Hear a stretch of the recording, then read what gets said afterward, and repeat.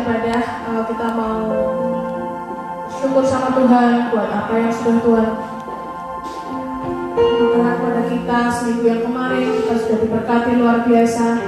Saat ini saatnya kita menaikkan pujian kita, menaikkan penyembahan kita pada Tuhan. Bagaimana? Kita sama-sama datang ke hadirat Tuhan sama-sama.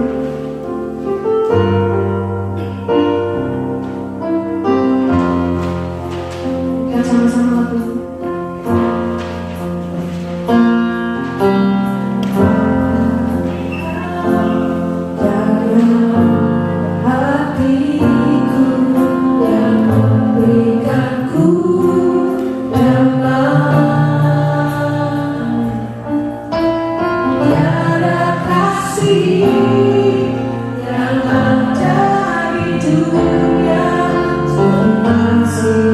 Kau berikan maka jiwa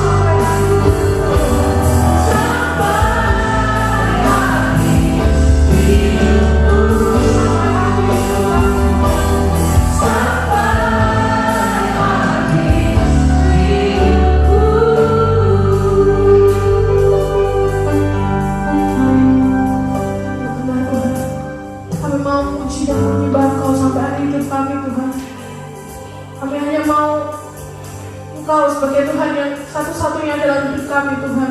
Ajar kami selalu untuk melibatkan Tuhan dalam setiap apapun yang kami lakukan Tuhan. Walaupun di depan kami semua masalah sangat berat, tapi kami percaya Tuhan tidak pernah meninggalkan kami Tuhan. Saat ini Tuhan, sebentar kami akan mendengarkan firman-Mu Tuhan. Ajar kami Tuhan untuk tidak hanya mendengarkan, tapi kami jadi pelaku firman Tuhan. Nanti juga Tuhan buat hamba-Mu yang akan menyampaikan firman Tuhan, berikan hikmat-Nya serta Tuhan. Terima kasih Tuhan, di dalam nama Yesus yang percaya katakan amin. Ya, silakan duduk saudara. Hari ini saya akan melanjutkan serial tentang mempelai Kristus ya. Jadi minggu lalu kita belajar tentang mempelai Kristus. Nah, hari ini kita akan masuk di dalam serial yang kedua.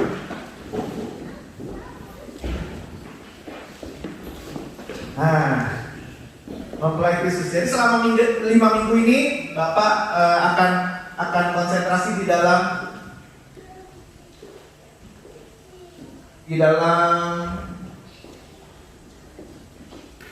mempelajari tentang mempelai Kristus ya. Nah, minggu lalu kita belajar ini nih, akan ada akronimnya ya.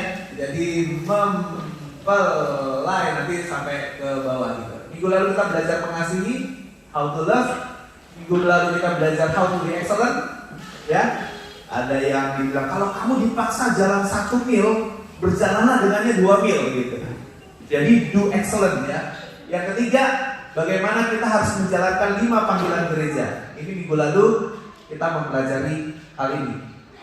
Lalu saya diberi tugas hal ini untuk mengcover akan memberi pengaruh, enjoy dan ownership.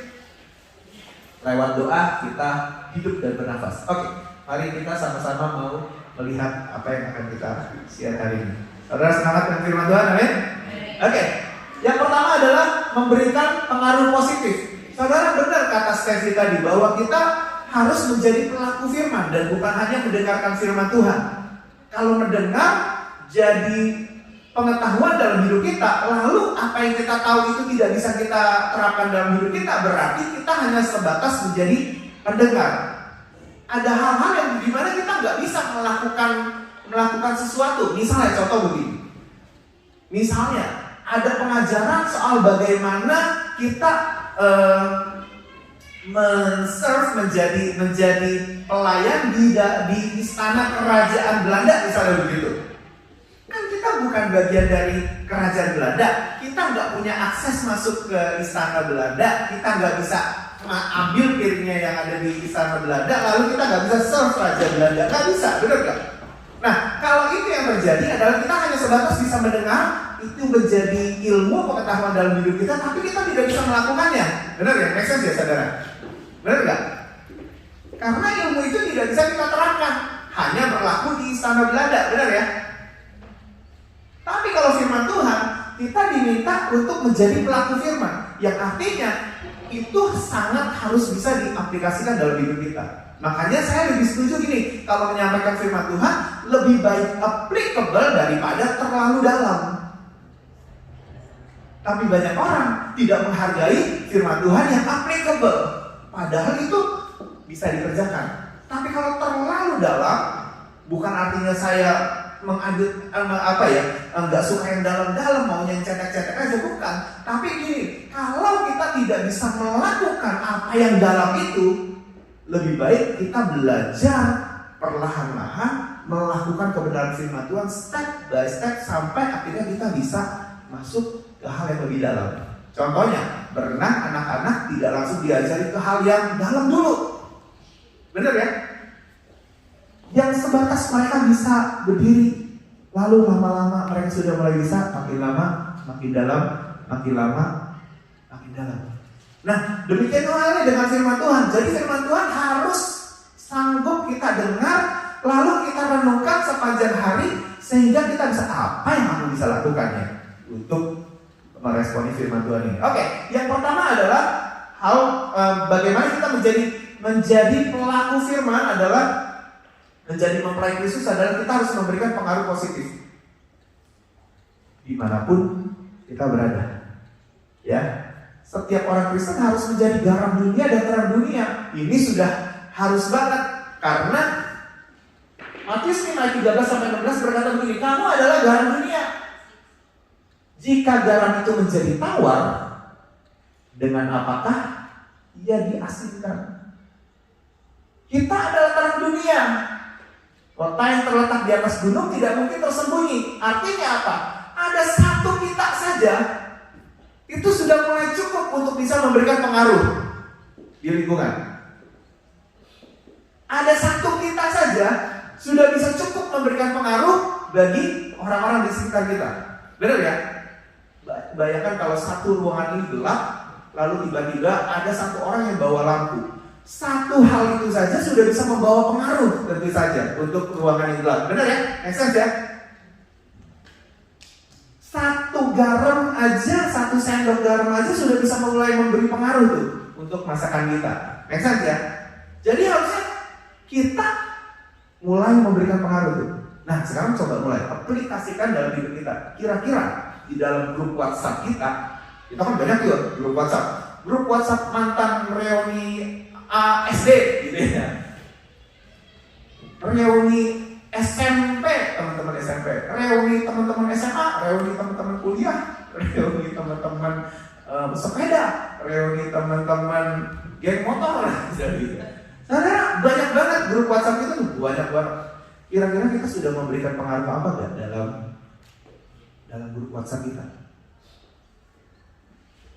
Kira-kira kita sudah bisa apa ya yang kita bisa aplikasikan ya untuk firman Tuhan ini menjadi pengaruh, memberikan dampak, memberikan pengaruh.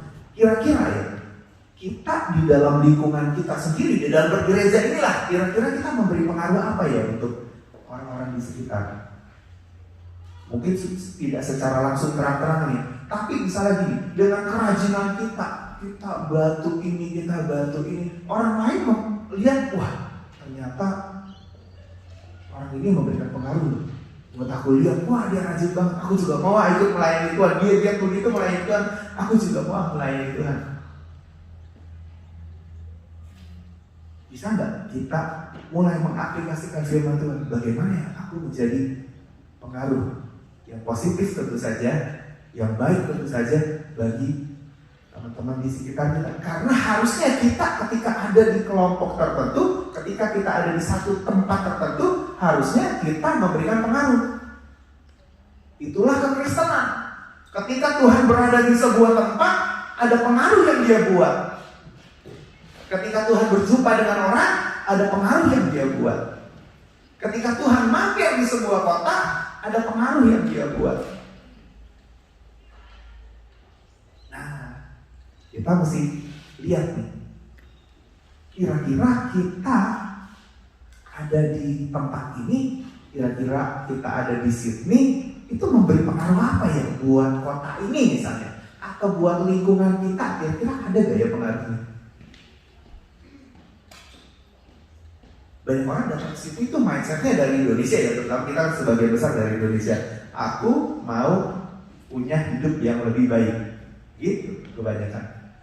Datang kerja hidup lebih baik karena di sini kelihatannya semuanya lebih baik, udaranya lebih baik. I love Sydney punya weather gitu, saya suka banget begitu masuk sini. Itu kira-kira bulan ini nih, pertama kali saya menginjakan kaki saya di Australia itu kira-kira bulan segini. Ya ampun, ini cuaca yang sangat-sangat saya idamkan, dingin terus udah gitu enak banget, bersih banget suasananya, saya suka banget.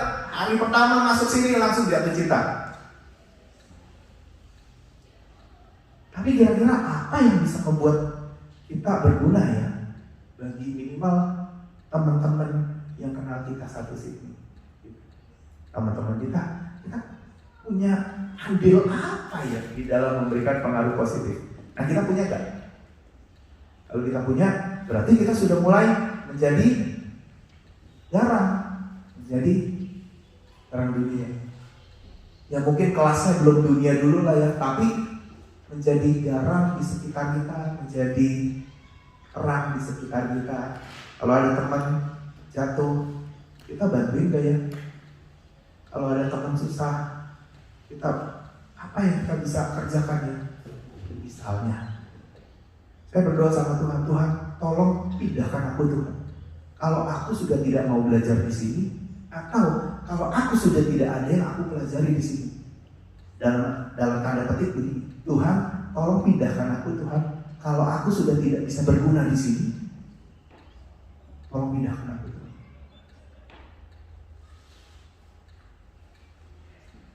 Banyak orang ketika impiannya adalah menjadi PR dan bisa tinggal di sini selamanya, nggak berani lagi berkata, Tuhan tolong pindahkan aku Tuhan. Karena memang itu tujuannya tuh, untuk menjadi PR dan bisa tinggal di sini, hopefully bisa bawa teman-teman dan lain sebagainya. Tapi saya berdoa, Tuhan tolong ya Tuhan, kalau saya sudah tidak ada gunanya lagi Tuhan di gereja ini, tolong Tuhan pindahkan saya Tuhan ke gereja yang dimana saya berguna Tuhan. Karena harusnya kita menjadi berguna, karena harusnya kita menjadi berdampak, karena harusnya kita membawa dampak positif tuh. Benar ya? Make sense gak saudara? Saya tidak berani mengatakan ini karena Pak Petrus tidak ada di sini loh saudara, bukan. Tapi karena memang harusnya begitu. Ngapain kita ada di Australia? Ngapain kita ada di sini? Ngapain kita ada di lingkungan kita, di grup WhatsApp kita kalau kita tidak membawa pengaruh apa-apa? Sebenarnya kan begitu ya. Jadi alangkah baiknya kalau kita terus-menerus membuat diri kita asin. Kan kalau sudah jadi tawar, gak ada gunanya lagi. Gitu. Lanjut ya. Lagi pula orang tidak menyalakan pelita lalu meletakkannya di bawah gatang, melainkan di atas kaki dia, sehingga menerangi semua orang yang ada di dalam rumah itu. Demikianlah hendaknya terangmu bercahaya di depan orang, supaya mereka melihat perbuatanmu yang baik dan memuliakan Bapamu yang di surga. Orang-orang tuh melihat perbuatan baik kita apa enggak? Kalau melihat, wah bagus, Bapa di surga dipermuliakan. Tapi kalau tidak, berarti sebenarnya kita masih kurang terlalu berfungsi. Dan harusnya kita berfungsi dengan baik dimanapun kita berada. Make sense saudara? Di mana kita berada, harusnya kita membawa suatu perubahan. Karena itulah fungsinya menjadi berdampak. Itu yang pertama. Cepat ya. Saya di sini mau agak lama nih. Enjoy dan ownership spirit. Ini yang kedua. Kan tadi mempelai lah, ini yang E-nya ya. Menikmati ketika Tuhan memberi. Saudara, menjadi mempelai Kristus, kita mesti punya karakter ini nih saudara. Ketika Tuhan memberi, kita bisa menikmati. Ketika Tuhan beri kita rumah, misalnya, kita bisa menikmati gak? Bisa gak? Ada yang baru punya rumah, baru pindah-pindahan. 2 lagi, ya. 2 teman kita baru sibuk-sibuknya pindah-pindahan rumah. Kira-kira bisa menikmati gak? Istri saya waktu kita mau acara Hoblon, kita sempat berdiskusi agak panjang. Saya bilang gak apa-apa, rumah agak jauhan dikit, lalu gak apa-apa, saya rela pulang pergi pagi, pulang malam, pergi pagi banget, pulang malam banget gitu, untuk supaya bisa dapat rumah lebih besar sedikit lah, mikir juga gak apa-apa. Tapi istri saya kasih poin gini, kalau kamu pergi sangat-sangat pagi, pulang sangat-sangat malam, karena harus ngambil rumah lebih besar dan loannya jadi lebih besar, sehingga kamu harus keluar lebih banyak di luar. Lalu kamu jadi di rumah cuma tidur aja, cuma pagi, pulang malam banget gitu kan? Kan di rumah otomatis cuma tidur aja gitu ya kan? Buat apa rumah itu? Gitu. Karena toh akhirnya kamu tidak bisa nikmati, anak-anak tidak bisa menikmati kamu juga di rumah. Saya juga tidak bisa menikmati kamu. Lumayan ya kayak gini-gini masih mau dinikmati sama istri gitu ya. Lumayan gitu. Saudara, benar juga ya poinnya gitu ya. Kalau sekarang aja berangkat 4:30 pagi saudara, apalagi kalau nanti. Saya punya bos orang India ya dulu ya. Bos ini keluar itu kira-kira jam 3 pagi. Artinya dia mesti bangun itu 2:30 pagi. Terus sampai malam banget gitu kan, sampai rumah bisa jam 9. Artinya dia ke rumah itu pulang cuma tidur paling. Dan sampai hari ini masih seperti itu. Saudara, ketika Tuhan memberi, apakah kita bisa menikmati ya? Gak banyak loh orang bisa menikmati apa yang Tuhan beri. Contohnya, pasangan hidup. Gak banyak istri yang bisa menikmati suaminya. Benar gak? Gak banyak istri yang bisa menikmati suaminya. Gak banyak suami yang bisa menikmati istrinya. Padahal itu sudah jadi miliknya. Itu sudah Tuhan berikan buat kehidupan kita. Tapi gak bisa. Kenapa? Karena keles aja terus, ribut aja terus, gak bisa menikmati gitu. It's a miserable life kalau kita punya istri, kalau kita punya pasangan hidup, tapi kita tidak bisa menikmatinya gitu. Menikmati kehidupan berumah tangga, menikmati apa yang kata orang, kalau pacaran itu enak, tapi kalau menikah itu enak banget. Gak bisa tuh menikmati yang kayak gitu. Loh, perasaan pacaran nikmat, begitu sudah nikah kok asem banget gitu ya. Gak bisa gitu. Apakah kita bisa menikmati apa yang sudah Tuhan beri? Pasangan hidup adalah salah satu yang Tuhan beri dalam hidup kita. Nah, bisakah kita aplikasikan poin ini ketika kita pulang menghadap pasangan hidup kita? Apa yang aku bisa nikmati dari orang ini ya?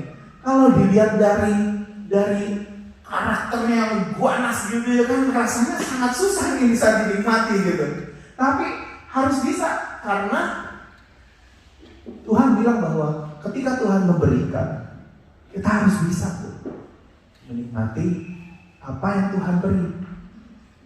Saudara, Tuhan sudah memberikan gereja misalnya buat kita. Orang berdoa, Tuhan gereja di mana ya? Tuhan kasih tempatnya. Lalu Tuhan berikan gerejanya. Saudara bisa menikmati nggak gerejanya? Punya spirit of enjoyment nggak gitu? Bisa menikmati nggak?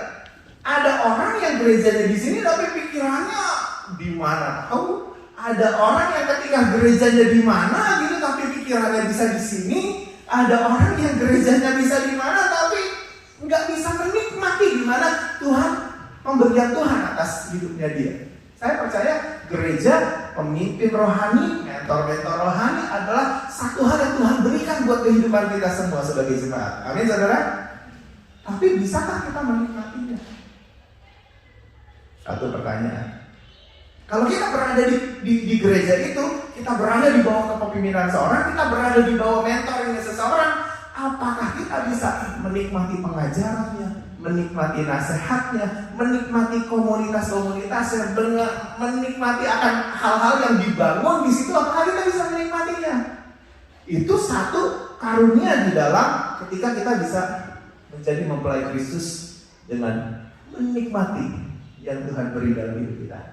Amin saudara?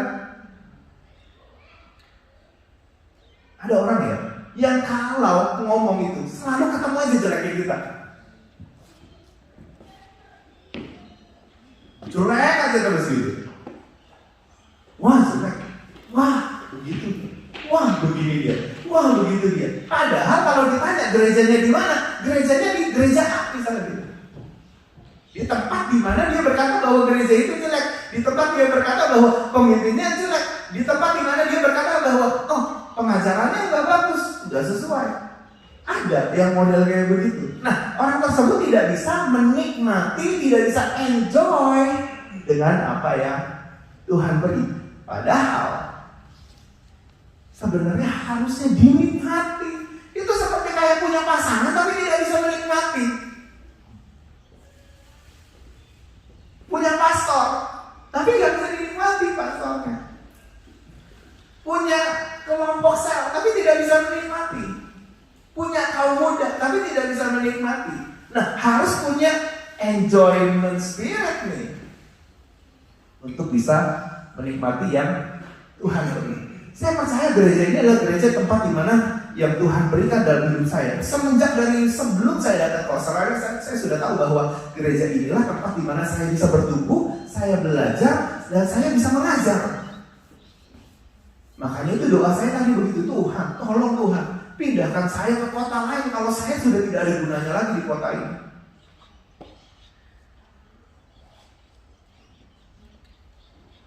Nikmatilah apa yang Tuhan beri. Nah, kita kan masing-masing tahu apa yang kita punya ya, apa yang sudah Tuhan berikan dalam hidup kita.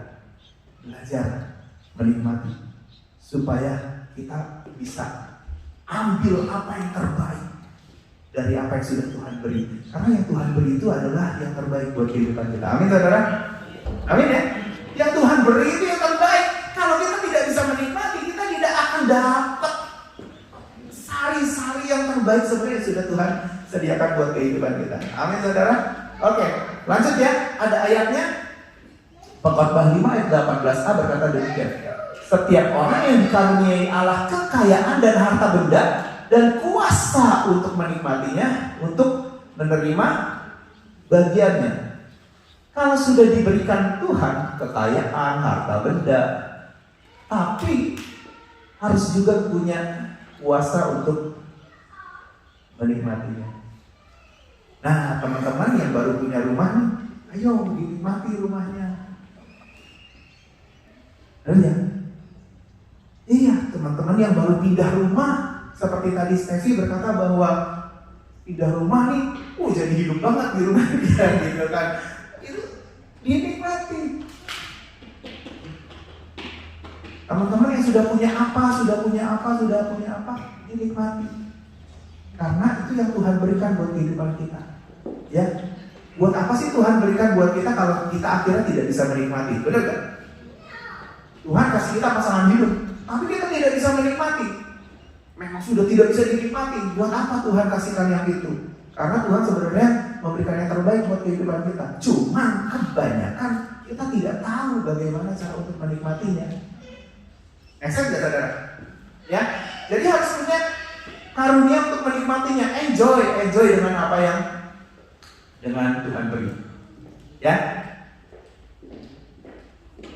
Satu gereja, satu gembala sidang berkata begini. Yang paling saya suka adalah berkhotbah di tempat saya sendiri. Ini pengkhotbah yang sudah keliling dunia ya, pengkhotbah Indonesia yang sudah keliling dunia. Ya artinya sudah dipakai Tuhan untuk menjadi berkat bagi bangsa-bangsa. Yang saya suka adalah ketika saya khotbah di tempat saya sendiri. Kenapa? Karena dia tahu bahwa jemaatnya menikmati pengajarannya dia, menikmati firman-firman Tuhan yang dia beritakan, menikmati akan apa ya? Makanya dia excited banget kalau khotbah. Wah, aku khotbah lagi nih di GTCC lah, saya disebutin lah gitu. Aku khotbah lagi, aku kebagian jadwal lagi di GTCC.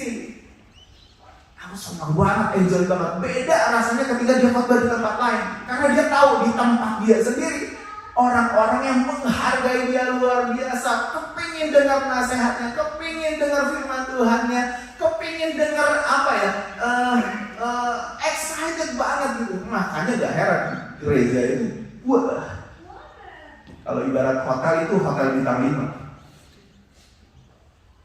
5, mantap banget, karena bisa dinikmati. Gitu. Orang-orang mengerti bahwa ini adalah gerejaku, ini adalah pasarku. Aku harus bisa menikmati pengajarannya. Aku harus bisa menikmati akan apa yang diberitakan. Nah, yang di atas semangat, yang di bawah juga semangat. Nah, the spirit of enjoyment itu mesti begitu. Harus punya spirit untuk menikmati. Amin, saudara. Kalau saudara diberikan harta benda, nikmatilah. Ya, saya sama tuh Cilim Minggu, sering kali posting. Enjoy, nikmati, hidupku nikmati. Kalau punya ya kenapa enggak ya sih ya? Iya, kalau punya waktunya kenapa enggak? Kalau bisa kenapa enggak gitu ya? Oke, lanjut ya. Karena saya masih punya banyak hal. Yang pertama tadi menikmati apa yang sudah Tuhan beri. Benar ya? Jadi kalau kita sudah diberikan sesuatu, nikmatilah itu. Pakailah itu, gunakanlah itu untuk kemuliaan Tuhan. Ya. Lalu yang kedua, menikmati ketika menjalani prosesnya. Nah, ini yang kebanyakan orang gak mau nih. Ketika sedang menjalani prosesnya dan belum dapat hal itu, kita harus bisa menikmatinya dulu. sehingga menjadi lebih gampang untuk mendapatinya. Lalu yang kedua, nggak putus di tengah jalan. Yang ketiga, ketika kita menjalani prosesnya itu seringkali tantangan, rintangan, hambatan datang bertubi-tubi gitu kan, dan akhirnya kita jadi nggak bisa mendapati atau kita tidak bisa menang dalam satu perkara. Saya kasih contoh misalnya gini, ketika orang terjebak salah perhitungan dan akhirnya terjebak hutang misalnya gitu. Kalau kita tidak enjoy mengerjakannya, hutang itu akan terasa jauh lebih berat untuk kita kerjakan. Benar gak?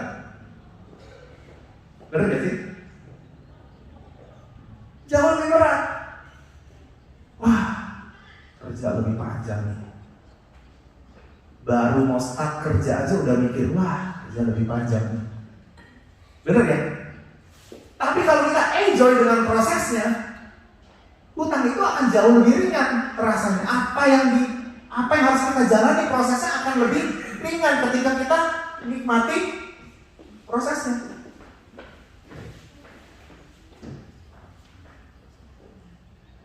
Ayatnya yang tadi, ini kan tadi di 18a ya, sekarang 18.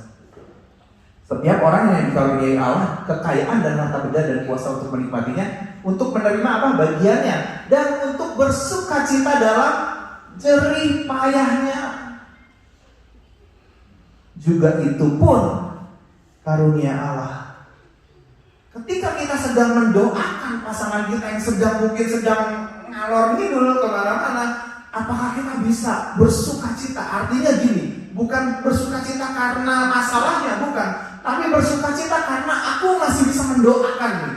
Aku masih bisa bersukacita di dalam jerih payahnya ini, di dalam berdoa lebih keras lagi, berdoa lebih kencang lagi, berdoa lebih sungguh-sungguh lagi gitu kan. Apakah kita bisa bersukacita?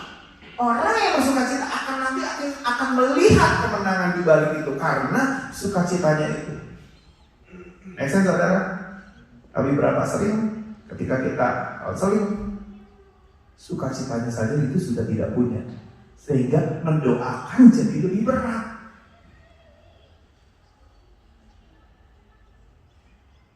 Ya, saudara. Ketika orang tidak bisa bersukacita menjalani kemo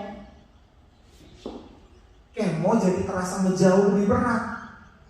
Benar gak saudara? Mami saya kena cancer kan? Tapi saya bersyukur, ini oma-oma umur berapa ya? Hampir 80 tahun kali ya. Itu kemo itu masih dianggap berobat jalan aja itu. Kemo itu makan apa aja pahit. Kalau saya dengar pengakuannya dari dia, makan apa aja pahit karena semua badan jadi hitam karena obatnya nggak tahu hitam atau apa ya gitu yang harus masuk di berapa kantong yang harus masuk di badan dia. Semua badannya timbul titik-titik hitam gitu. Wah tangan gue hancur nih, wah bahu hancur, kelihatannya udah jadi apa hitam semua gitu. Makan pahit, tapi dia itu tetap aja tuh makan aja tuh, makan happy lagi gitu kan. Dia bilang, nih makan ada rasa gak? Ya pahit, tapi kok bisa happy? Iya sudah mau bagaimana lagi, enjoy aja gitu. Dan bahkan dia akhirnya dipuji-puji sama dokter sama suster. Nih lihat nih oma yang kayak begini nih, oma nih lihat nih. Kemo kagak nangis, kagak takut, kagak apa, ikutin aja semua prosesnya aja, sukacita. Malah anak-anak orang-orang muda yang kena cancer yang sama mami saya, lihat oma. Ketika kita bersukacita menjalani prosesnya akan jauh lebih mudah. Mami saya puji Tuhan sekarang sudah selesai, survivor, puji Tuhan. Dan saya percaya salah satunya adalah sukacita yang membuat dia kuat untuk menjalani semua prosesnya. Amin saudara. Jadi kalau kita sedang mengalami apapun ya saudara, mengalami apapun, bersukacitalah di dalam jerih payah untuk melihat kemenanganmu. Karena kemenanganmu ada di depan mata situ. Dan kau harus mengupayakan Aku harus bersuka cita supaya proses ini gampang dikerjakan, supaya kalau ada tantangan, hambatan, rintangan, aku bisa melewatinya karena aku punya sukacita, karena aku punya pengharapan bahwa Tuhan menyertai, makanya aku bersuka cita. Nah, kita harus punya tuh karunia untuk bersuka cita ketika menjalani prosesnya. Amin, saudara. Teman-teman yang lagi giat nabung buat beli rumah gitu, ayo bersuka cita. Nanti satu hari kemenanganmu akan terjadi. Amin, saudara. Impian-impianmu, ayo bersuka cita, jalani prosesnya. Karena Tuhan memberikan karunia untuk kita bisa bersuka cita dalam jerih payah. Kita jalani prosesnya, ayo bersuka cita. Amin, saudara. Lanjut ya. Kira-kira di antara 4 ini mana yang lebih berbahagia? Yang punya dan bisa menikmati, ini mah gampang ya. Gampang dijawab ya. Punya tapi tidak bisa menikmati. Tidak punya tapi bisa menikmati, enak gak nih? Hah? Gak punya tapi bisa menikmati, enak gak? Enak. Berarti tidak punya dan tidak bisa menikmati, enak gak? Enggak ya. Jadi pilihannya cuma A atau C gitu ya. Kalau disuruh pilih A atau C? Ya iyalah, iya saya juga begitu lah ya kan. Itu kan yang gampang-gampang aja. Kejelekan yang ini apa? Ini kan sama-sama enak ya. Kalau kita disuruh milih, pasti kita milih yang A, bener ya? Tapi kalau yang C ini ada satu kekurangan. Apa kekurangannya? Padahal kita kalau untuk itu aja kita senang, nggak punya tapi bisa menikmati, benar ya? Kekurangannya apa? Ketika kita tidak punya tapi bisa menikmati. Kalau enggak, saudara akan berhenti tidak punya, nggak apa-apa, yang penting aku bisa nikmatin. Tapi nggak mau terus maju sehingga saudara jadi punya dan bisa menikmati, benar ya? Kira-kira kerugiannya apa nih? Apa kelemahannya yang ini, saudara? Padahal saudara bisa menikmati. Ada yang bisa kasih jawaban? Cepat amat. Hah? Kenapa? Oh, gak ada spirit, malas gitu ya. Jadi malas, pokoknya maunya nikmatin aja gitu ya. Nggak mau sampai punya gitu ya. Betul juga. Kira-kira apa lagi? Kalau yang baik, maksudnya yang bukannya kejelekan lah. Tapi ini orang ini baik, tapi akhirnya tidak bisa mengerjakan ini karena dia tidak punya. Kalau malas itu kan lebih ke karakter yang tidak baiknya. Ini orang baik, tapi dia tidak punya, tapi dia bisa menikmati. Kekurangannya apa pada orang seperti ini? Kemampuannya terbatas bantu orang. Kemampuannya terbatas untuk bantu orang. Artinya sebenarnya untuk orang ini, walaupun sebenarnya untuk bisa menikmati hidup, dia bisa menikmati saja, tapi dia tidak punya sesuatu yang untuk dibagi karena dia tidak punya. Benar gak? Benar dong.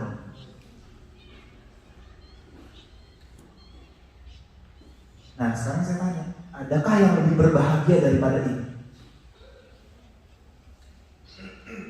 Kalau tadi kurangnya ini, sekarang kalau kita pilihannya ini, adakah orang yang bisa lebih berbahagia daripada orang ini? Ada yang bisa bantu saya untuk menjawab?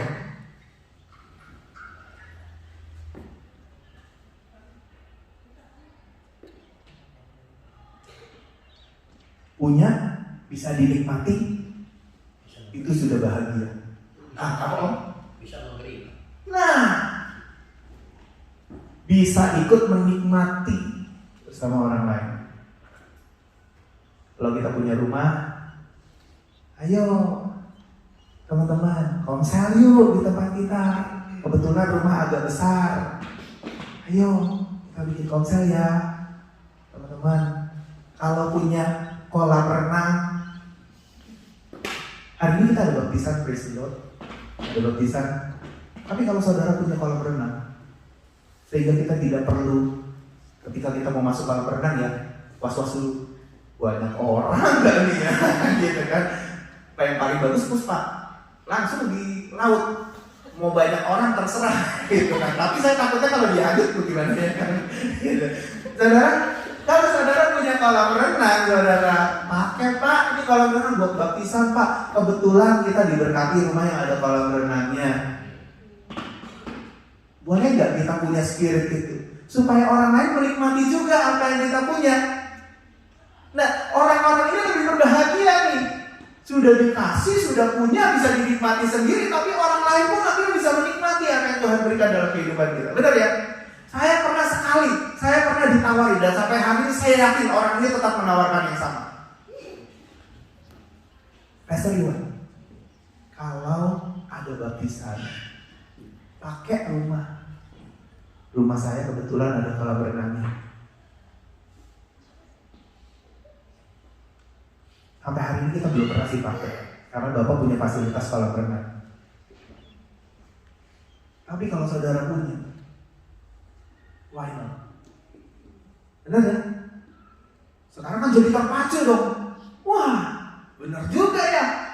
Kenapa tidak kita selalu mikir kolam renang mahal, maintenance-nya mahal, sehingga yang tadinya udah ada kolam renang diganti jadi nggak ada kolam renang. Saya pernah tuh melihat satu rumah yang kayak gitu, udah ada kolam renang, karena melihat maintenance-nya mahal, akhirnya jadi ditutup lagi kolam renangnya, dipakai buat budak.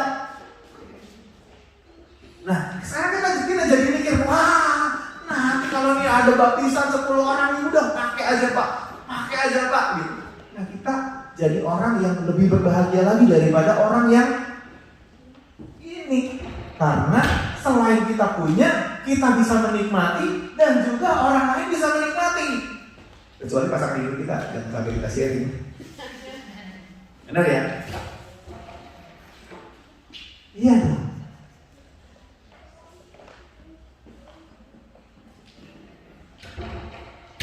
Jangan sampai kita berdoa gitu ya, Tuhan aku mau punya ini Tuhan. Begitu sudah dapat, akhirnya orang lain jadi gak bisa merasakan apa yang kamu dapat itu, gak bisa dirasakan. Dan lebih jeleknya lagi, orang lain jadi tidak bisa merasakan kehadiranmu karena kau dapat itu.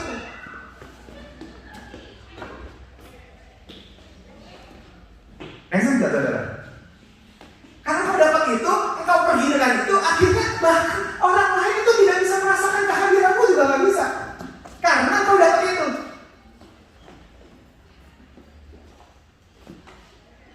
Ada seorang penatua di tempat saya bergereja dulu. Dia dapat satu villa yang besar banget. Tapi karena kita akan sama ya modelnya kayak begini, setiap minggu harus ada di gereja, jadi mayoritas villanya ini tidak pernah ditempati oleh dia sendiri bahkan. Ya bayar gitu, dipakai buat retreat kita pergi. Dulu di Indonesia kita nggak pernah ketakutan bagaimana caranya kita retreat, nggak pernah ketakutan. Karena ada orang yang punya villa cukup gede dan orang yang pernah khotbah di sini, itu dia most likely nggak terlalu pernah untuk datang ke villanya. Kalau datang ke villanya itu karena dia juga harus retreat bareng sama kita gitu. Tapi kita most likely di Indonesia nggak pernah kesusahan untuk retreat, cari tempat tidur nggak, karena dia punya villa yang cukup besar. Nah, saudara, orang ini bisa memberikan apa yang dia punya, dia bisa menikmatinya bersama-sama dengan teman-teman. Bagus ya? Benar ya?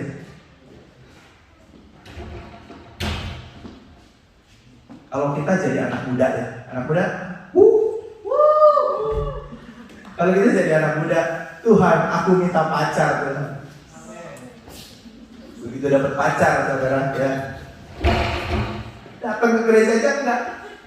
Akhirnya orang-orang tidak bisa menikmati dia tuh, tidak bisa menikmati kehadirannya dia karena perginya sama pacarnya terus.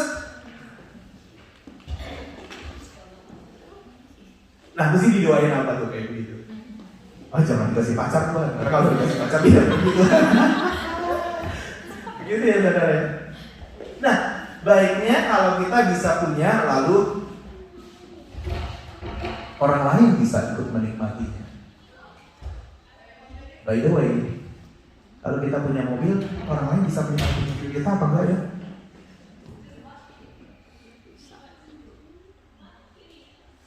Dipegang bannya aja nggak boleh.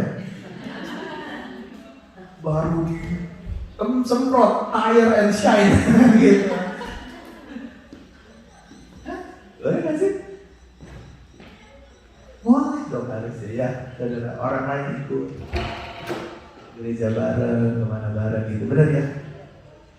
Harusnya boleh. Kalau kita punya rumah, boleh nggak sih orang lain menikmati rumah kita? Boleh nggak? Boleh ya? Boleh dong. Caranya bagaimana? Ayo bikin komsel, undang tetangga-tetangga. Nanti akhirnya nama Tuhan dipermuliakan. Benar saudara? Amin. Jadi harus bisa ikut menikmati bersama dengan orang lain. Khotbah 6 ayat 1-2 berkata demikian. Ada suatu kemalangan yang telah kulihat di bawah matahari yang sangat menekan manusia. Ini kemalangan nih. Amsal Salomo berkata bahwa kemalangannya ini menekan manusia. Ini orang yang malang. Kenapa? Karena orang yang dikaruniai Allah kekayaan, harta benda dan kemuliaan, sehingga ia tidak kekurangan suatu apapun yang diinginkan. Ini orang ini tidak berkekurangan sama sekali. Tetapi orang itu tidak dikuasai kuasa oleh Allah untuk menikmatinya. Gak punya kuasa untuk menikmatinya. Padahal tidak kekurangan suatu apapun, melainkan orang lain yang menikmatinya. Inilah kesia-siaan dan penderitaan yang pahit. Saudara punya sesuatu, tapi orang lain yang memiliki, orang lain yang menikmati. Ini kesia-siaan dan penderitaan yang pahit. Tapi kalau saya boleh rombak sedikit, kalimat ini saudara, kita akan jauh lebih bersukacita ketika kita tahu kita punya, Tuhan memberikan kita kekayaan, Tuhan memberikan kita harta benda, Tuhan memberikan kita kemuliaannya, sehingga kita tidak berkekurangan suatu apapun, tetapi dan orang lain juga bisa ikut menikmatinya. Itu adalah orang yang berbahagia sekali. Next time saudara. Jadi betapa, bayangkan ya, kita bisa jadi orang yang lebih berbahagia nih hari ini. Dengan apa? Dengan memberikan apa yang kita punya hari ini untuk dinikmati bersama-sama dengan orang lain. Hari ini kalau kita mau memutuskan untuk jadi orang yang berbahagia, bisa. Caranya bagaimana? Kita apa yang kita punya hari ini, kita list apa yang kita punya gitu kan. Kalau kita bisa berbagi bersama dengan orang lain, menikmatinya bersama dengan orang lain, kita jadi orang yang berbahagia hari ini. Saya berdoa hari ini kita pulang menjadi orang yang lebih berbahagia. Amin. Karena apa yang kita punya kalau bisa dinikmati oleh orang lain, itu bahagianya luar biasa. Ya repot sih memang kalau orang datang ke rumah kita gitu kan. Tapi kok di sini kita sudah diajari kok, kalau kita diundang makan ya, kita cuci kok piringnya, benar ya? Teman-teman, ada yang masih tega? Udah diundang makan, udah diundang apa semua, tapi cuci piringnya biarnya diberitakan. Masih ada yang tega? Nggak ada. Di sini kan nilai-nilai cuci piringnya udah lumayan kencang, benar ya? Benar ya? Benar. Tapi kalau saudara bisa membawa orang untuk menikmati apa yang Tuhan berikan dalam hidup kita, wah ini jadi orang yang lebih berbahagia nih. Karena terlebih bahagia memberi daripada menerima. Benar ya? Lanjut ya. Saya panjang-panjangin aja biar Pak Petrus sempat pulang sini. Mumpung Pak Petrus belum datang. Oke, lanjut. Nah, saya punya prinsip lah dalam hidup ini begini. Kalau saya sudah butuh dan saya bisa beli, saya mau beli. Kalau saya sudah butuh, bisa beli, saya mau beli.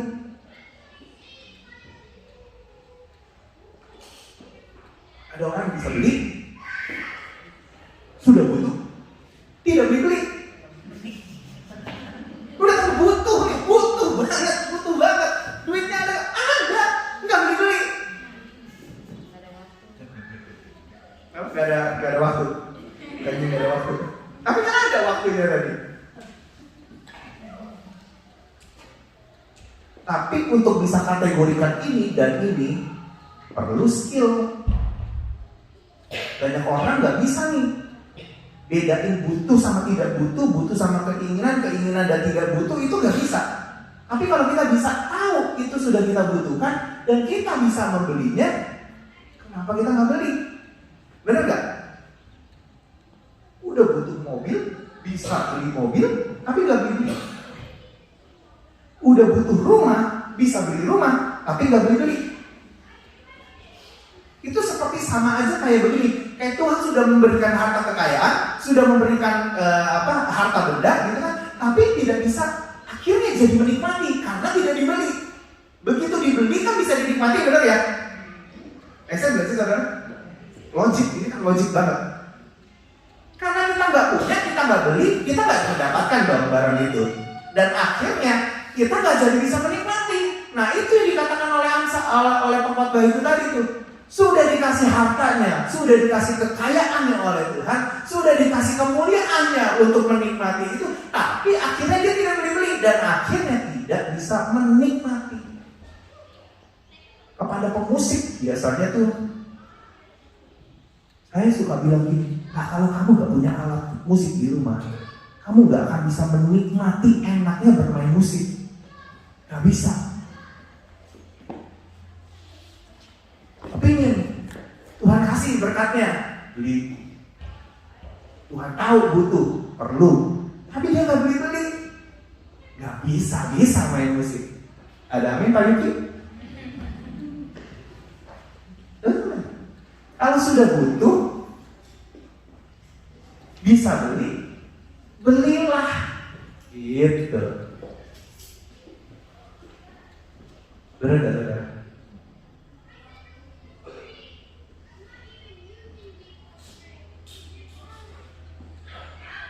Nah, jadi hari ini kita lihat apa yang kita butuhkan.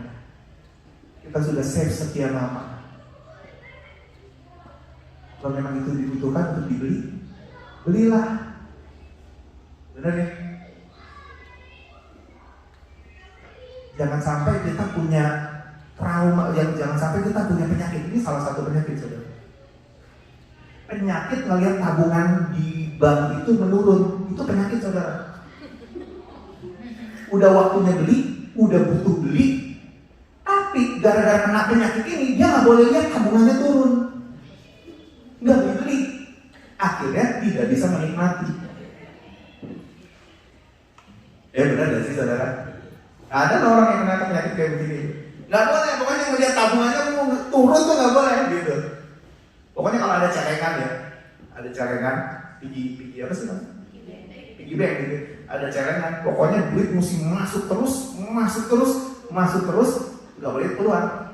Kalau keluar itu sudah menyalahi kodrat hukum. Tapi kalau masuk, saudara mikirin nggak apa yang di dalam itu, saudara? Celengan itu kan semakin diisi terus kan sesak ya. Duit itu sampai ogah, saudara. Sampai yang di dalam itu sampai menjadi kesakitan, sempit gitu, nggak dikeluarin sempit gitu kan.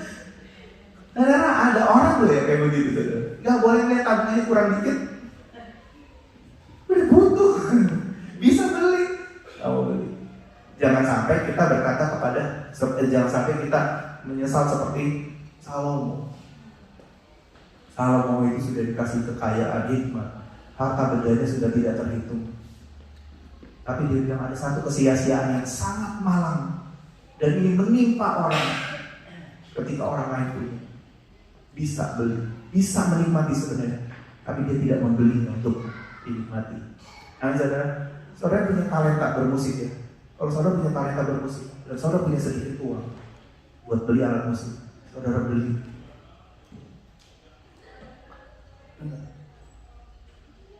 Saudara nggak tahu apa yang sebenarnya akan Tuhan pakai untuk talenta yang sebenarnya masih tersimpan hari ini karena kau nggak beli alat itu.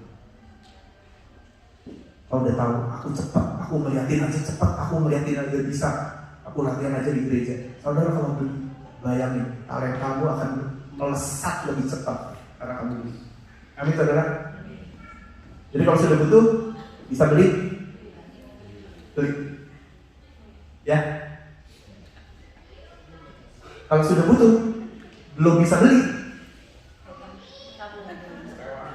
sewa. Yuki ketemu cara yang bagus, sewa. Kalau sudah butuh, belum bisa beli, bersuka cita nabung, jalani prosesnya. Tuhan, aku nabung, Tuhan, aku bersuka cita, Tuhan, jalani prosesnya. Nanti tabungannya lebih cepat karena kita bersuka cita menjalankan prosesnya. Amin, saudara. Lanjut ya, itu yang kedua ya. Nah, yang ketiga adalah L, kan mempelai, MEMPEL, mempelai. Lewat doa kita hidup dan bernafas. Doa akan membuat hati kita dan pikiran kita tenang. Makanya perhatiin, ketika kita sharing kepada hamba Tuhan tentang masalah kita, yang paling pertama dilakukan adalah apa? Yuk kita berdoa, benar gak? Kenapa? Karena kalau diajak ngomong, diajak diskusi, pikiran belum tenang, hati masih kacau, bagaimana berdiskusinya? Benar gak? Gimana bisa berdiskusi? Gimana bisa kasih nasihat? Gimana bisa kasih treatment? Kalau pikiran sama hati aja masih kacau. Tapi biasanya orang yang seperti itu nggak senang kalau diajak berdoa. Ya, doa lagi. Gitu. Padahal doa itu akan membuat pikiran kita, hati kita jadi gak kacau, jadi tenang. Kita lihat ayatnya ini. Janganlah hendaknya kamu khawatir tentang kamu juga, tetapi nyatakanlah dalam segala hal keinginanmu kepada Allah dalam doa dan permohonan dengan ucapan syukur. Ini dalam doa ya. Damai sejahtera Allah yang melampaui segala akal akan memelihara hati dan pikiran nih. Kalau hati dan pikiran kita dipelihara di dalam Kristus Yesus, pasti akan tenang. Makanya seberat apapun masalahnya kita berdoa dulu. Minimal walaupun masalahnya berat, tapi pikiran kita jauh lebih tenang, hati kita jauh lebih tenang. Maksud ya, saudara ya. Sehingga kita jadi lebih tidak khawatir. Sehingga pikiran kita jadi lebih jernih dan bisa tuh dengar nasihat yang baik, bisa dengar bisa melihat, membedakan mana yang harus diambil keputusan, mana yang harus diambil keputusan, mana yang harus diambil. Kita bisa jadi membedakan karena pikiran kita tenang, hati kita dipelihara dan pikiran kita dipelihara di dalam Kristus Yesus. Makanya kalau ada apa-apa, berdoa adalah satu tools yang sangat powerful untuk kita hidup.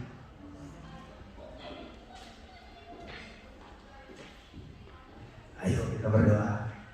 Amin saudara. Kalau ada jam doa, ayo itu kesempatan buat kita berdoa, menaikkan ucapan syukur. Minimal hati dan pikiran kita pasti akan lebih tenang. Amin saudara.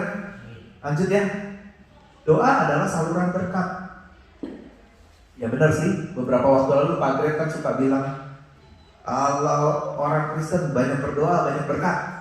Tidak berdoa tidak ada berkat. Sedikit berdoa sedikit berkat. Ya, saya rasa satu kalimat itu sudah mewakili lah. Yakobus 4 ayat 2 berkata gini, kamu tidak memperoleh apa-apa karena kamu tidak berdoa. Nah makanya, ayo kita berdoa.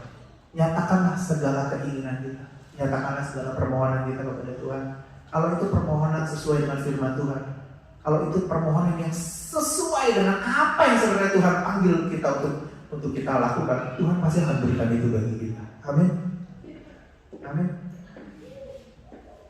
Mulai, ayo kita berdoa supaya kita memperoleh apa yang seharusnya kita peroleh. Doa akan membuat iman kita menjadi kuat. Tetapi orang yang nanti-nantikan Tuhan dapat kekuatan baru. Mereka seumpama raja wali yang naik terbang dengan kekuatan sayapnya. Mereka berlari dan tidak menjadi lesu. Mereka berjalan dan tidak menjadi lelah. Doa akan membuat iman kita jadi kuat. Saudara bayangin, masalah yang berat itu membutuhkan peperangan lewat iman yang kuat. Benar gak? Masalah yang lebih berat harus disertai dengan, harus dilawan dengan iman yang kuat. Kalau enggak, pasti kalah. Tapi kalau masalahnya sudah berat, iman kita kuat, kita baru bisa berkata bahwa Tuhanku lebih hebat, Tuhanku lebih besar, Tuhanku lebih kuat dari masalah ini. Tapi kalau iman kita tidak kuat, kita akan cenderung untuk melihat masalahnya. Masalahnya besar, masalahnya besar. Kita lihat masalah itu jadi lebih besar kalau iman kita lebih turun, lebih kecil. Bahkan untuk masalah yang kecil aja kita bisa bilang masalah itu besar kalau iman kita sangat kecil. Benar gak? Makanya itu saudara, banyak berdoa akan membuat iman kita semakin kuat. Sehingga masalah kecil kita anggap nanti, masalah besar kita anggap kecil, masalah yang besar banget kita berkata Tuhanku lebih besar. Amin saudara. Oke, lanjut. Doa akan membuat kita terhindar dari pencobaan. Doa Bapa kami ya saudara ya. Berjaga-jagalah dan berdoa supaya kamu jangan jatuh ke dalam pencobaan. Roh memang penurut, tetapi daging lemah. Ayo berdoa. Tuhan, jangan sampai Tuhan suamiku jatuh di dalam pencobaan itu. Dia lagi dealing bisnis nih sama orang ini Tuhan. Tapi aku tahu Tuhan orang ini gak benar Tuhan. Berdoa supaya suamimu tidak jatuh di dalam pencobaan.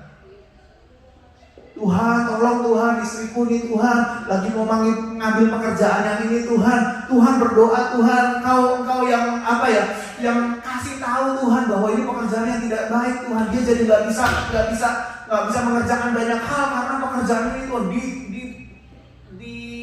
dibeli waktunya dari pagi banget sampai malam banget. Nggak bisa lagi pelayanan Tuhan, dia pasti tidak bisa pelayanan. Bagaimana dengan kehidupan rohaninya Tuhan? Tuhan tolong Tuhan supaya dia tidak ambil pekerjaan itu. Berdoa akan membuat kita terhindar dari pencobaan. Karena tawarannya akan selalu kelihatan lebih enak. Benar ya? Iya dong. Tawarannya akan selalu lebih enak. Sehingga kita ambil. Makanya kita mesti banyak berdoa supaya terhindar dari pencobaan. Sedikit lagi ya. Roma 12 ayat 12 berkata demikian. Bersukacitalah dalam pengharapan. Ingat, bersukacita ketika kita bisa menjalani prosesnya. Itu poin penting banget saudara, untuk bisa melihat kemuliaan, kemenangan Tuhan terjadi dalam hidup kita. Kalau kita bisa jadi orang yang terlatih ketika menjalani prosesnya, kita bisa bersukacita. Saya yakin tidak ada masalah yang terlalu berat untuk kita hadapi bersama-sama dengan Tuhan. Karena kita sudah melatih diri kita.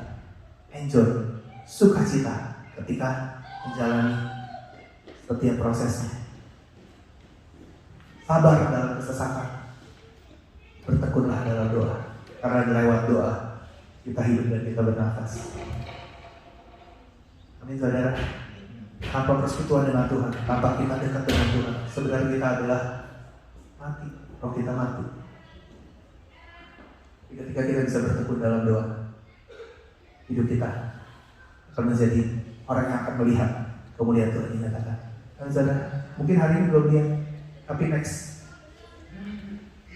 month, next year, kita akan lihat kemenangan itu terjadi dalam hidup kita. Amin saudara. Sedikit lagi dan saya selesai. Harusnya masih ada di sini. Oh, ya habis.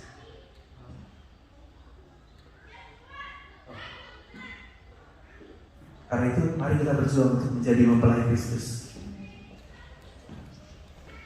Berjuang menjadi pengaruh, berdampak yang positif dalam kehidupan kita. Mulai, Tuhan, grup WhatsApp ini gak benar Tuhan. Aku berada di grup yang ngomongannya gak bagus. Aku berada di grup yang kontennya gak bagus. Aku berada di grup yang orang-orang sharing sesuatu yang gak bagus. Apa yang aku bisa buat di grup ini? Mulai kita memikirkan aplikasi apa yang aku bisa lakukan ketika aku mendengarkan firman Tuhan ini. Amin saudara. Menjadi dampak. Yang kedua, enjoy dengan apa yang Tuhan berikan. Enjoy ketika kita menjalani proses. Enjoy. Bersukacita. Yang ketiga, lewat doa kita akan menang di dalam segala problem yang ada dalam hidup kita, dan bahkan kita di bawah Tuhan. untuk semakin hari semakin disempurnakan menjadi mempelainya yang satu hari nanti dia akan jemput dan dia mendapati hidup kita sempurna, kudus, dan berkenan bagi dia. Amin, saudara. God bless. Tuhan memberkati. Kiranya firman Tuhan ini bisa saudara bawa pulang, renungkan, sehingga boleh menjadi bahan perenungan kita dan akhirnya kita bisa kerjakan dalam hidup kita sehari-hari. Saya nggak ingin kita semua hanya stop di mendengarkan firman Tuhan, tapi biar kita semua bisa menjadi pelaku firman Tuhan. Dan ini sangat-sangat applicable banget, aplikatif banget dalam hidup kita, dan kita bisa kerjakan itu dalam hidup kita. Amin, saudara. Saya undang pemain musik boleh maju ke depan dan mari sama-sama kita renungkan sejenak akan kebenaran firman Tuhan ini. 5 minggu berturut-turut, saudara jangan miss kebaktian. Cintailah gerejamu, saudara. Cintailah ibadah yang Tuhan sudah siapkan untuk kamu. Saya seringkali berkata begini, ibadah itu bukan tanggung jawab seseorang. Kalau tanggung jawab, aku harus datang, aku harus datang. Bukan. Ibadah itu adalah hakmu untuk menerima ibadah. Ibadah adalah hak, bukan tanggung jawab.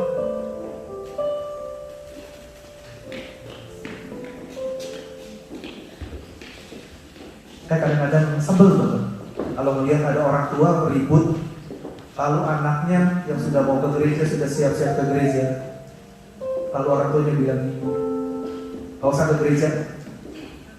Saya sebel banget sama orang-orang kayak gitu. Ya, kalau kamu gak mau datang ke gereja, anakmu punya hak untuk datang ibadah ke gereja.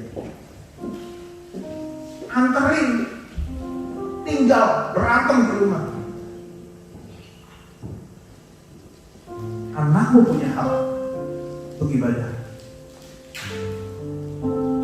Saudara-saudara, orang tua malas, anaknya gak dibawa ke gereja. Kesel banget kan? Padahal kita tahu bahwa anak ini perlu dididik minggu demi minggu supaya bisa dia nikmati ibadahnya, karena itu adalah haknya dia. Amin, saudara.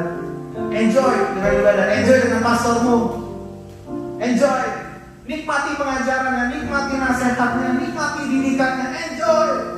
Bersukacita kalau yang ngajar itu pastormu, lebih daripada yang ngajar pembicara kamu, saudara. Enjoy. Itu akan membuat engkau bisa menikmati sebenarnya apa yang Tuhan berikan. Pastormu adalah apa yang Tuhan berikan buat engkau. Enjoy. Nikmati pengajaran. Dan engkau akan bersyukur banget bahwa Tuhan, aku bersyukur Tuhan karena pengajaran-pengajaran, kebaikan-kebaikannya.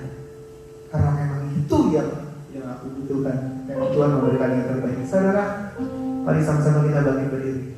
Kamu selesai dari ibadah ini, dari ibadah yang membuat kita berubah, membuat kita semakin menjadi mempelai Kristus. Masih ada 3 minggu lagi kita sama-sama belajar, excited bagaimana yang menjadi mempelai Kristus yang sejati, sehingga waktu pas Tuhan datang kita diangkat, kita dipertemukan dengan sang mempelai agung itu, Tuhan kita yang kita nanti-nantikan. Amin, saudara. Amin. Amin.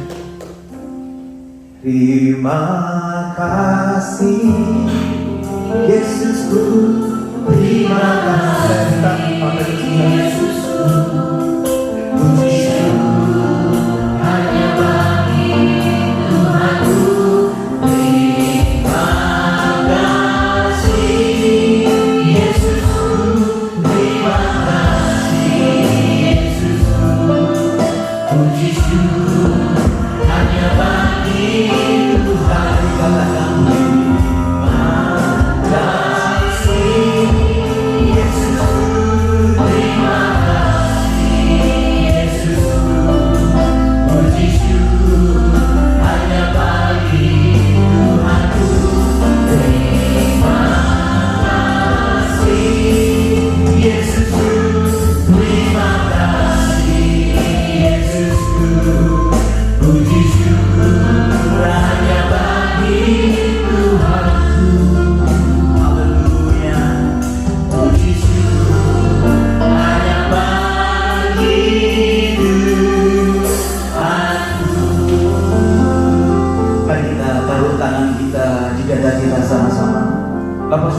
lagi hamba-Mu berdoa, biar kami menjadi umat Tuhan yang bisa menjadi pemberi dampak yang positif dalam setiap keadaan apapun, dimanapun, keluarga, di dalam komunitas, marketplace.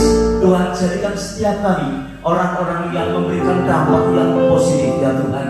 Dan ajari kami itu bisa enjoy, memiliki ownership di dalam setiap apa yang Kau percayakan dalam hidup kami. Terima kasih untuk keluarga, terima kasih untuk jemaat di mana Engkau menaruh kami, terima kasih untuk setiap pekerjaan, terima kasih untuk setiap kepercayaan yang Tuhan berikan. Ampuni kami Tuhan, kalau seringkali kami lupa dan kami harus mengeluh, kami harus mempertanyakan keadaan kami.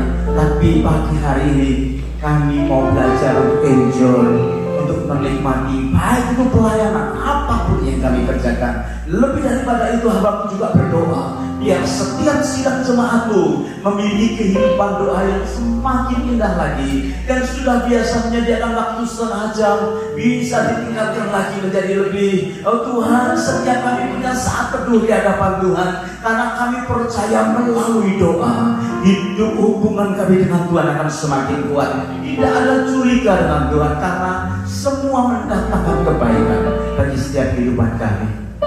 Terima kasih. Hamba berdoa saat ini sedang dalam pergumulan ya Tuhan.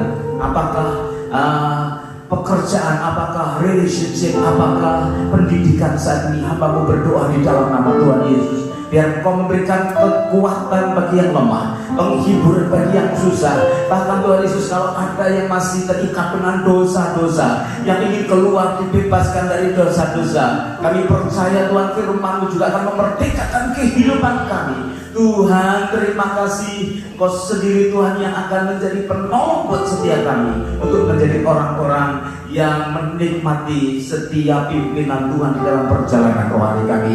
Terpuji nama-Mu. Kalau ada yang sakit saat ini datang, kami berdoa ya Tuhan, Oh Yehova Rafa, Allah yang menyembuhkan saat ini di dalam nama Tuhan Yesus. Sakit apapun sama tubuh, jiwa dan roh, Tuhan kami berdoa, Tuhan mau alirkan kesembuhan pulang dari tempat ini dalam nama Yesus, mengalami kesehatan yang datang daripada Tuhan. Terpuji nama-Mu ya Tuhan, Kau luar biasa yang sedang mencari pekerjaan. Hamba berdoa di saat yang sulit sekalipun, Kau Tuhan sanggup membuka mata air buat setiap kehidupan setiap jemaat-Mu. Hamba berdoa yang membutuhkan pekerjaan yang baru, atau yang sedang mencari pekerjaan, Tuhan Kau berikan hikmat akal budi, bahkan Tuhan Yesus kerajinan pengharapan yang di dalam Engkau. Dan di dalam nama Yesus Tuhan memberikan kepada setiap orang-orang yang membutuhkan pekerjaan. Hamba juga berdoa untuk yang mencari pasangan hidup, seperti yang firman-Mu sampaikan melalui hamba-Mu tadi ya Tuhan Yesus. Biar setiap kami juga terus berpengharapan kepada Tuhan, karena kami tahu waktu Tuhan itu yang terbaik bagi kehidupan kami. Pertemukan jodoh anak-anak-Mu ya Tuhan, supaya bisa menikmati kebaikan-Mu. Dan Tuhan, kami tidak kehilangan mereka ketika mereka mendapatkan apa yang mereka doakan. Tapi mereka akan semakin setia di dalam Tuhan, karena kami tahu dua lebih baik daripada satu. Haleluya. Tidak ada kemiskinan, tidak ada kekurangan yang di tempat ini ya Tuhan, tapi semua kami boleh mengalami anugerah blessing yang datang daripada Tuhan. Menerangkan firman-Mu di dalam kehidupan kami. Hamba mengucap syukur di dalam nama Yesus kami berdoa. Haleluya. Semua berkata amin. Itu adalah yang paling baik. Tuhan Yesus memberkati kita semua.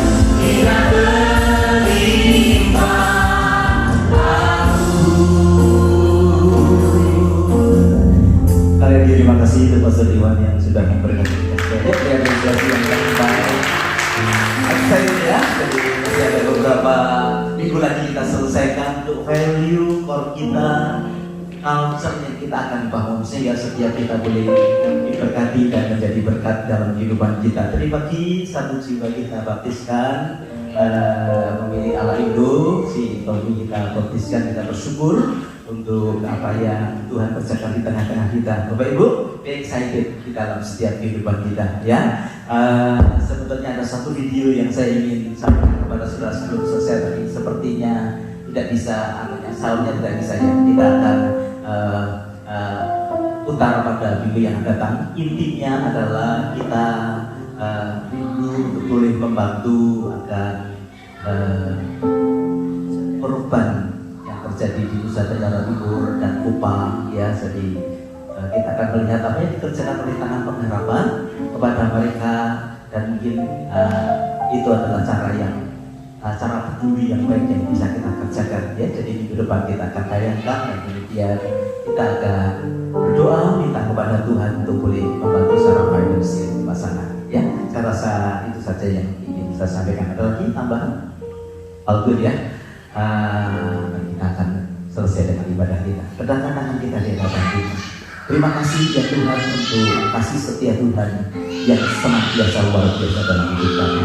Sekarang tumpahkan tanganmu atas setiap kami ketika kami pulang dari tempat ini, juga yang ada di online service. Tuhan juga memberkati.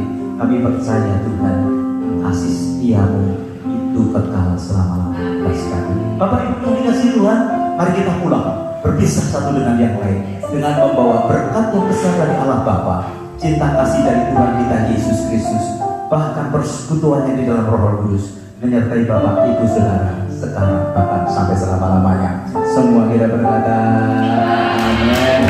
Haleluya. Amin. Sampai Tuhan Yesus memberkati. Sampai jumpa ya. Haleluya.